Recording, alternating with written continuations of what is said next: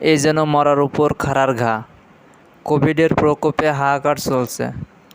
সবার মনে এখন একটাই ত্রাস, করোনা। এর মধ্যে নতুন করে থাবা বসাচ্ছে কালো ফাঙ্গাসের রোগ।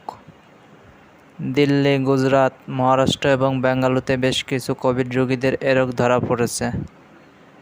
এই ফাঙ্গাস ইনফেকশন অবহেলা করলে মারাত্মক রূপ ধারণ করতে পারে বলে মনে করা হচ্ছে।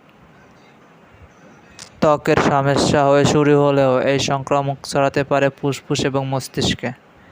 কালো ফাঙ্গাসের রোগ কোভিড আক্রান্তদের মধ্যে বেশি চলছে। দিল্লি, গুজরাট, মহারাষ্ট্র এবং বেঙ্গালুরুতে বেশ কিছু কোভিড রোগীদের এই রোগ ধরা পড়েছে। বিশেষজ্ঞরা জানাচ্ছে, কালো ফাঙ্গাস নামে এক ছত্রাক থেকে এই ইনফেকশন হয়। কোভিড আক্রান্তদের উপর এর প্রভাব গুরুতর। শ্বাস প্রশ্বাসের ধুলাবালির সঙ্গে মানুষের শরীরে ঢুকতে পারে এই ছত্রাক, কিন্তু ব্ল্যাক ফাঙ্গাস ছোঁয়াচে নয়, অর্থাৎ একজনের থেকে অন্যজনের শরীরে সংক্রমিত হয় না। এই ছত্রাকও শ্বাস প্রশ্বাস এবং মস্তিষ্কের প্রভাব ফেলতে সক্ষম। এই ছত্রাক শরীরের বাসা বাঁধলে করোনার মতোই কিছু উপসর্গ দেখা যায়। মূলত কোনো উপসর্গ দেখলে সাবধান হতে হবে। ভারতের কেন্দ্রীয় সরকার এই রোগ নিয়ে সচেতনতা বাড়ার একটা নির্দেশনা বার করছে। নির্দেশনা অনুযায়ী কোভিডের সঙ্গে লড়াই করার জন্য যে ঔষধ ব্যবহার করা হচ্ছে তাতে প্রতিষেধক ক্ষমতা কমে যাচ্ছে, ফলে অন্য নানা রোগ সহজে সংক্রমণ করছে। সিএমআর এর প্রকাশিত তথ্য অনুযায়ী এই লক্ষণগুলি দেখলে সতর্ক হতে হবে, যেমন ত্বকের সমস্যাও হতে পারে। কোভিডের লক্ষণ শরীরের এই লক্ষণগুলি দেখলে সতর্ক হন।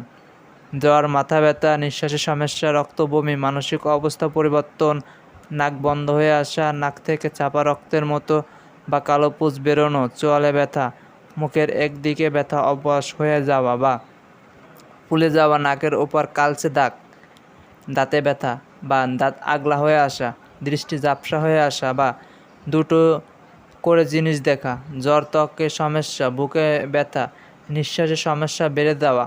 যাদের করোনা চিকিৎসা স্টোরেজ দেওয়া হয়েছে তাদের মধ্যে এই ইনফেকশন সম্ভাবনা বেশি।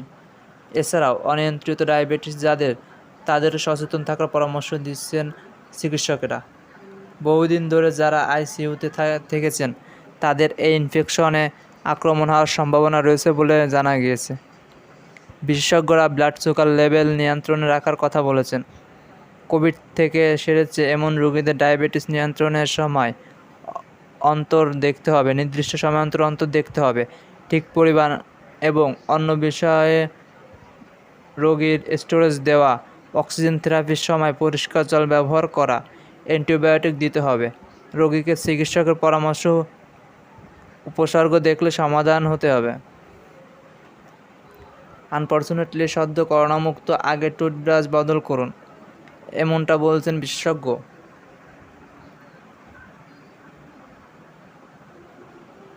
ধুলাবালি রয়েছে এমন জায়গায় গেলে অবশ্যই মাস্ক ব্যবহার করুন। বাগানে কাজ করার সময় লম্বা ট্রাউজার, ফুল হাতা জামা, গ্লাভস ও জুতা পরুন। ব্ল্যাক ফাঙ্গাস একটা বিরল ফাঙ্গাস সংক্রমণ। এটি শরীরে দেখা দিলে 54% রোগী মৃত্যুর আশঙ্কা থাকে।